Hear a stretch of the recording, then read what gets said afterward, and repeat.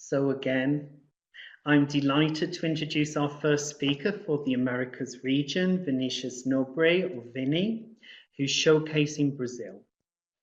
Vinny is a managing partner at Troika, an education startup. He's an experienced teacher, teacher educator, course designer, and education manager. Vinny has written course books and methodology books and is a Cambridge CELTA, iCELT and Delta tutor, as well as past president of RASTESOL. Without any further ado, take it away, Vinny. Thank you, David. Thank you so much. Well, I'd like to thank David and everyone from the Young Learners and Teenagers SIG for the invitation. It's a great honor. It's a great honor to be here. Can you hear me better now? Too loud now. Okay. Okay. Is it better? Is it okay? Okay.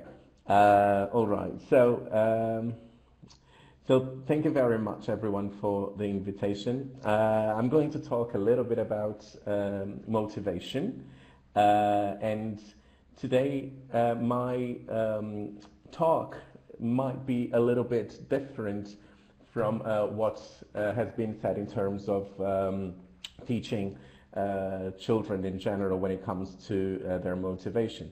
One of the reasons why I wanted to share a little bit some of my experience and some of my findings in this area is because I've heard many times that we need to reward children for them to behave, for them to be interested, for them to be engaged.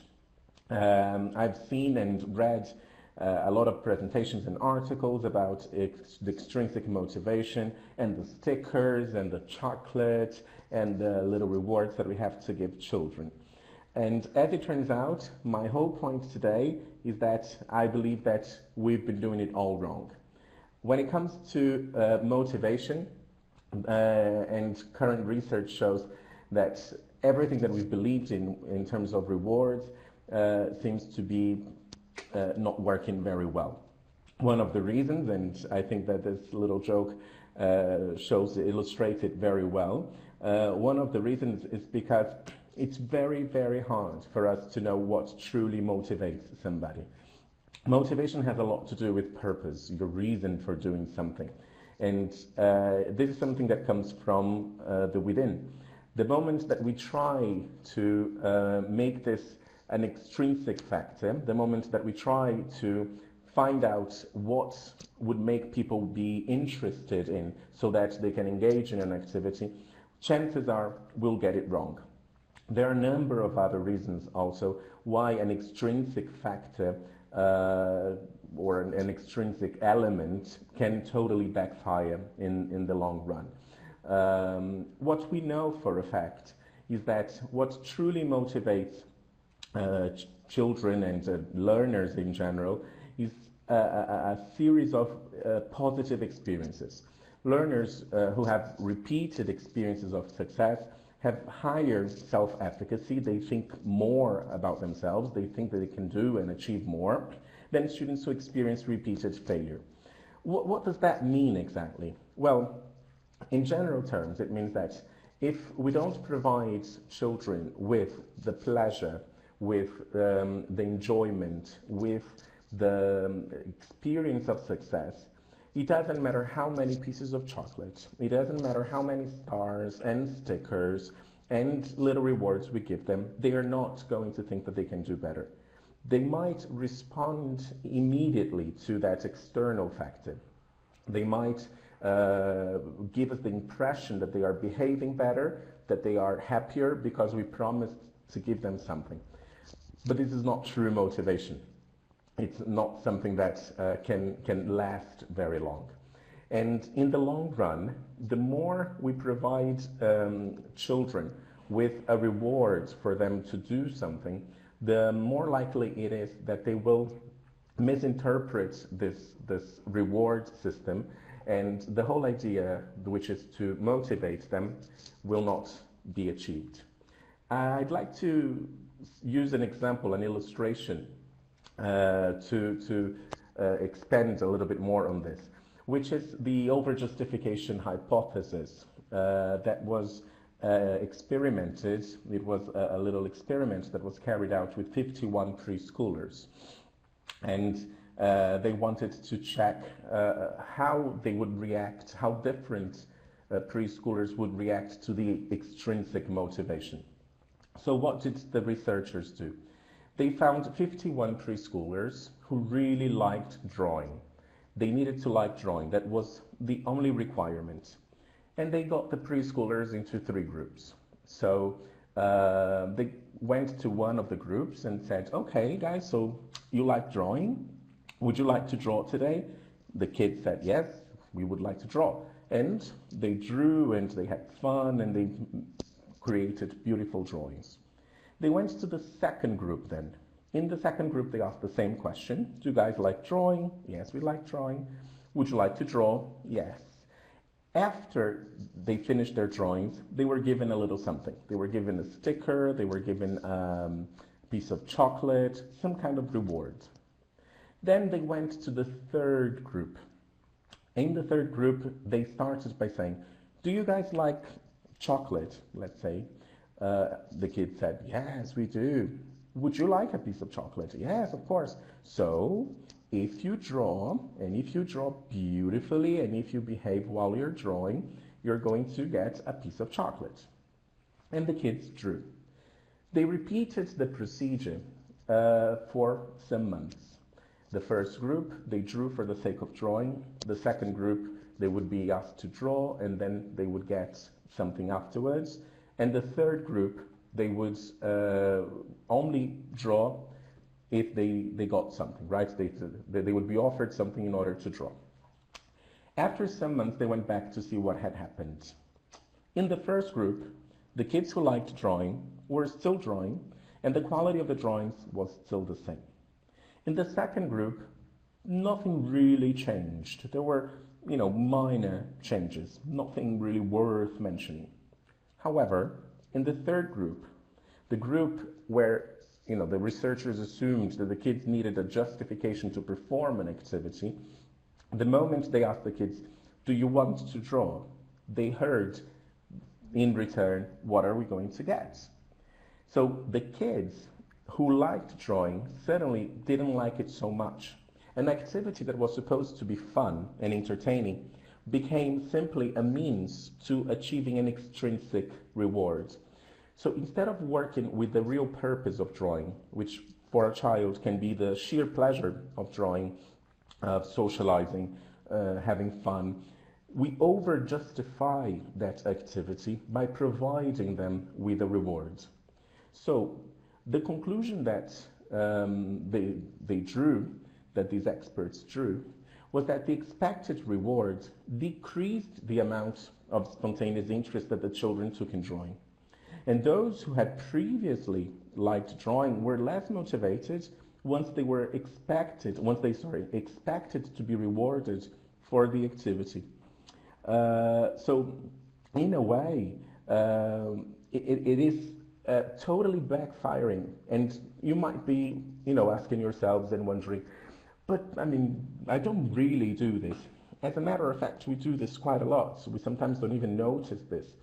Something that we use a lot in our lessons, and something that I've seen in many systems, in many schools, in many classrooms, is that boards with stickers that assess behavior, for example, right? So this is one of the extrinsic motivators that we use in our classes. And we use a range of other extrinsic motivators because our society, in general terms, is built upon the idea that people are only going to be truly motivated if they get something in return. And as grown-ups, that's also the way we live. We think that people work just for the money. We think that people study just because they want to get a certificate. And at the end of the day, we fill our practice as educators with these extrinsic motivators. Let's look at some of them. Sticker charts, as I mentioned, are extremely present in classes. As it turns out, they give us an illusion that students are behaving well. The first thing is that and the apps that award points are very similar to sticker charts. I don't know if you're familiar with some of these apps. They are very popular in many places. And you create an avatar for the student. So instead of having the sticker chart in the classroom, you use technology with the same purpose, right? Well, as it turns out, it's in my opinion, and there's research that backs me up as well, it totally backfires.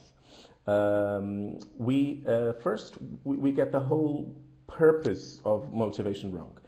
Let's think about discipline. If the idea is to create discipline, what we are doing, we're actually suffocating the causes for the misbehavior, for example. What do I mean by that? If there is an issue with discipline, if children are not behaving appropriately, this is usually a symptom of something else. The moment you use a sticker chart or you award points for the children who behave, you're not investigating the cause for that misbehavior. The misbehavior could be because they're bored, so you ignore the fact that the lesson is boring. It could be because of the level of challenge, for example. And then you're not assessing whether it's too challenging or they need more support or less challenge or whatever, because you are creating this facade that everything is okay because the children will not misbehave anymore because they expect a sticker or they expect some points. It also, in my opinion, it also creates a relationship where you're having children versus adults. So you're not really talking to the children and getting to know them, but rather it's us versus them. So I'll give you a sticker, I have the power to give you a sticker, and I think that it has the potential to increase the idea that, you know, teachers are working against students as well. There is also a level of manipulation there, and motivation is not about manipulation. Motivation is really trying to create an environment that is filled with joy and collaboration, with purpose, and not really manipulating students so that they behave the way we want them to behave. And, you know, when you are outsourcing the responsibility of discipline and behavior, when you are using sticker charts or apps as an extra, an outsourced reason for children to do something, it also, in a way, diminishes your own credibility as a teacher, your own authority in the process. So I think that there are many other strategies that can be used, and one of them is to really get to know your learners and the reasons behind something, instead of, as Susan Holden pointed out in the forum, instead of using bribery as a means to educating. It can be perceived as bribery, and I agree with that. The overuse of compliments and gifts as well. It can be quite empty, the empty praising. So I will keep telling you how wonderful you are. I will keep saying good things about what you do just because I want you to be motivated. This is not true motivation. True motivation also relies on transparency and honesty. If children feel that the compliments are coming mechanically and they are being used again in a manipulative way to create a certain environment, they are no longer effective. And also, all of these extrinsic factors that we use in class to motivate children, they last for a very short time. There is research today that shows us that extrinsic motivators, they can work, but they only work if the activity is not intellectual and if it's not in the long term. It's for extremely short, immediate, usually kind of a hands-on activity, something that doesn't really demand any kind of intellectual effort. Not what we do in the classroom, right? The idea of threats as well is part of the reward system, the carrot and the whip kind of idea. So when we say, if you don't study, I'll call your mother, or using parents to motivate children, it's also it comes from the same, it stems from the same kind of belief, which is we need something external, we need something that will determine the engagement, the behavior of children, when in fact it needs to be something that comes from the within, something that, you know, the children feel and believe in and find a reason for. And also, I've seen this, and I think we do all of this out of generosity. So, and I'm not here pointing fingers, because I've already used sticker charts, I've already overused the compliments, and I've already had all the stickers to give to students. So we're all on the same boat, but we're constantly learning and trying to improve. And I have also made promises to, you know, children who can't really think about the future. So like, oh, but if you study, if you behave, you will get something. Again, it's an external element that doesn't necessarily generate motivation. So why is motivation so important? It is important because it is vital for engagement and for discipline. If we want students to be truly engaged and well behaved, we need to have them motivated. One of the most interesting things about motivation is that we can't really motivate anyone. We can demotivate people for sure, but people are intrinsically motivated. What we can do is help them find ways to explore that motivation and identify what really makes people tick, so that we can help this motivation blossom. But we can't really control that. Now, as I said, we can demotivate a lot. And there are at least 7 flaws in this theory of rewards, the theory of carrots and whips, right? Which is the same idea. So you give them something for them to do something. If they don't do something, you have the punishment, the whip. This idea of outsourcing the responsibility of motivation, or trying to find external factors that will generate engagement and discipline, they can first eliminate the intrinsic motivation, as I just illustrated. So intrinsic motivation can be achieved, for example, when students are really happy doing something, when they collaborate, when they cooperate. If we are using these external elements, that happiness might not be there. Certainly, you know, everything is done conditioned to something else, and I'm not doing it because I like it, I'm doing it because of an external factor. They also impact performance negatively.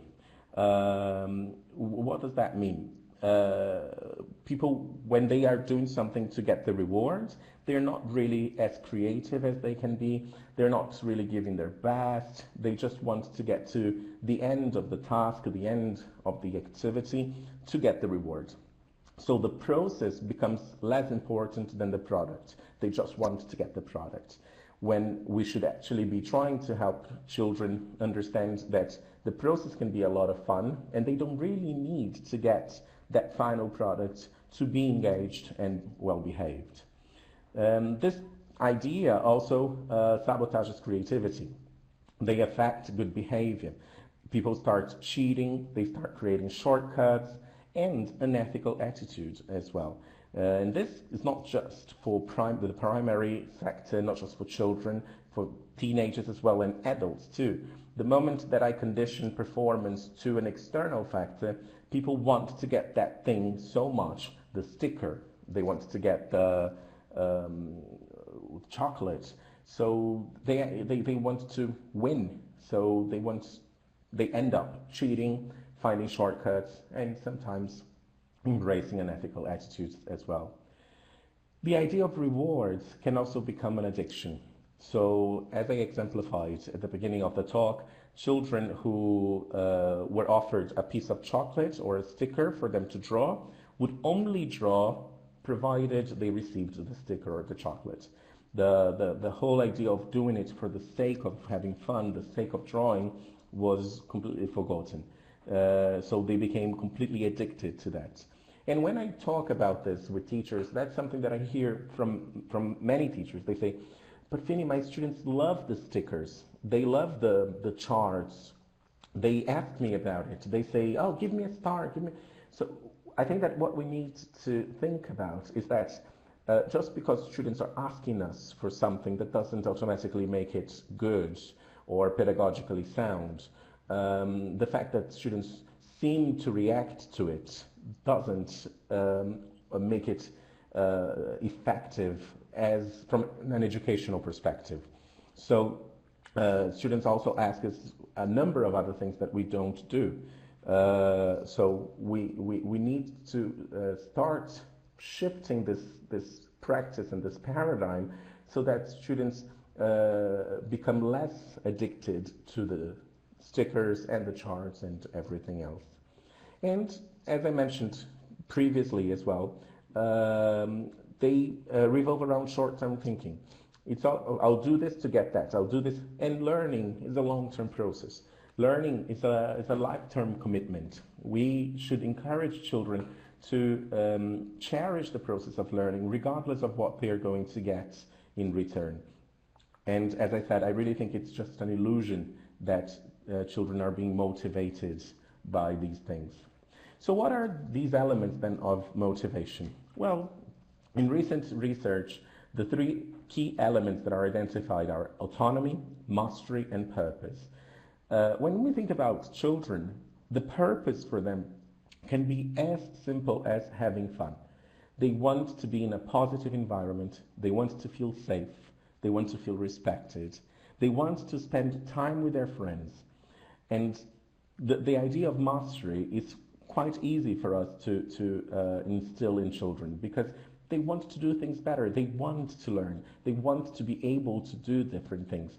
And if we show them that by practicing something, they are mastering something as simple as coloring something or cutting up more effectively or singing a song more confidently, this is already motivation in itself. And the idea of autonomy also generates a lot of motivation. It actually boosts motivation when children feel that they are doing something by themselves, that they don't need the teacher so much, that they can rely on each other. So these three elements are much more effective than the reward that we offer through a chart, an app, or a piece of chocolate for that matter. I'll be addressing the questions very soon, okay guys? I can see that some questions came up. And why do I think that this is so important? Because I think that when we are considering the autonomy and the mastery, but especially the purpose that children bring into the classroom, we are really looking at their feelings. When we use rewards, chances are we might look at every child as just another child because we are using the same stickers, we are using the same strategy. When we ignore the rewards, we are actually getting closer to them. We need to investigate the reason behind the discipline issues. We need to investigate what truly engages them and that is not an external factor. So I think that in the end, what we're doing is bringing these children an element of greater humanity. And I love this quote that says that one looks back with appreciation to the brilliant teachers, but with gratitude to those who touched our human feelings. And I think that when we eliminate all the reward systems and we start looking at children for what they are and what they aspire to become and what they dream and their wishes and their happiness and who they truly are as individuals, we are truly touching their human feelings and not just teaching them, let's say. And another benefit is the environment that we need to create. So a positive learning environment in a school for young children is a composite of many things. It is an attitude that respects children, I don't think rewards truly respect. The use of rewards shows a lot of respect to children. So one of the reasons why I am really against it. And the school should be a place where children receive guidance and encouragement from the responsible adults around them, not bribery or threats. It is an environment where children can experiment and try out new ideas without fear or failure. Rewards, if you don't get the reward, you are afraid of failing. You feel that you're failing. When you see your name in a chart and you are exposed in front of the whole group, and some students have 5 stars and you only have 1, it's very, very hard not to think that a child would feel some kind of fear or the idea of failure. And the school should also be an atmosphere that builds children's self-confidence so they dare to take risks. It is an environment that nurtures a love of learning, not an obligation of learning. The message that we might convey is that learning is not really fun, so I'll give you a piece of chocolate for you to do it. When we should actually be focusing on how we can nurture that love of learning and the idea that they can take risks. So just to wrap up, I think that in the end, it's not giving children more that spoils them. We should give them the opportunity to play. We should give them the opportunity to have fun, to be together, but not because we are afraid of confrontation. And using a reward system in class, for me, is a way to avoid healthy confrontation, where we draw certain lines, where we understand the motives and the reasons behind certain behaviors, and we have the chance to truly get to know our learners and help them in the long run. So this is a little bit of what I wanted to share with you. Should I maybe address one of the questions? Why would we not use them? Charts or stamps for good work, house points. Yes, as I said, I think that we sometimes have the feeling that it's working. But in the long term, I don't think that it works a lot. I think that that's the point.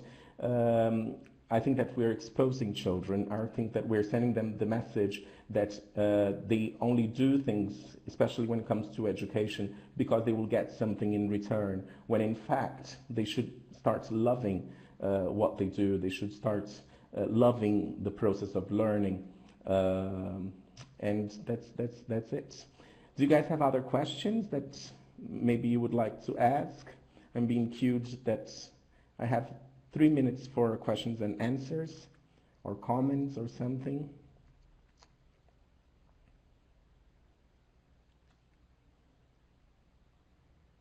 And you also now know how to get a certificate of attendance.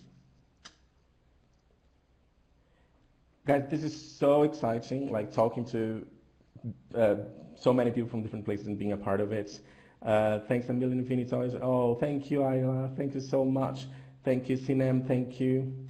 To motivate children without using rewards. Yes, Maria Tropero. I think that's the best idea that I can share is we need to create an environment that is safe and that is creative. And we need to encourage children to really work collaboratively. And when we have situations or challenges where a reward would be the first alternative, such as some kind of misbehavior, or instead of giving the reward, we need to investigate what's going on and finding out what children really like doing and putting that together. Oh, thank you so much, Victoria. Thank you. Oh, thank you. That means a lot to me. Thank you so much. Any new research that has been studies on this very interesting subject? Yes, Adriana, there is quite a lot of research on new research on motivation. If you drop me a line, you can find me on Troika, the website, my website of my company. You can find me there. I can suggest some readings there. Yes, respect children as individuals, absolutely. Ah, Luciana, thank you so much. Thank you. Learning is the reward. Absolutely, learning should be the reward. And people are motivated when they are learning. We sometimes get it wrong, and we make We send the message that learning is not fun, so we need to give them a reward. But at the end of the day, when you're learning something and you feel that you're mastering something with autonomy and it's attached to your purpose as a human being in life, it happens. I guess that's it. David is back. Hey, David. Thank you so much for that, Vinny. That was great. What a wonderful start to our web conference. Thank you. Totally agree with the need to foster intrinsic motivation from the earliest of ages and to really develop a love for English, for learning English, and that in itself should become the motivator for children and for teenagers. And if we can foster this love in the early years and the primary years, then we're giving a much stronger foundation and a much more positive attitude to English in the teenage years. And also developing grit and resilience, because learning a language, as many of us know, isn't easy. Oh, we've got a third webcam there. Okay, so Vinny, thank you so much. That was such a great start to our showcase from the Americas. And I'm sure you'll all agree that's given us lots of food for thought. Thank you very much again. Bye-bye, Vinny. Thank you. Okay, everyone, so we're just moving to our next speaker.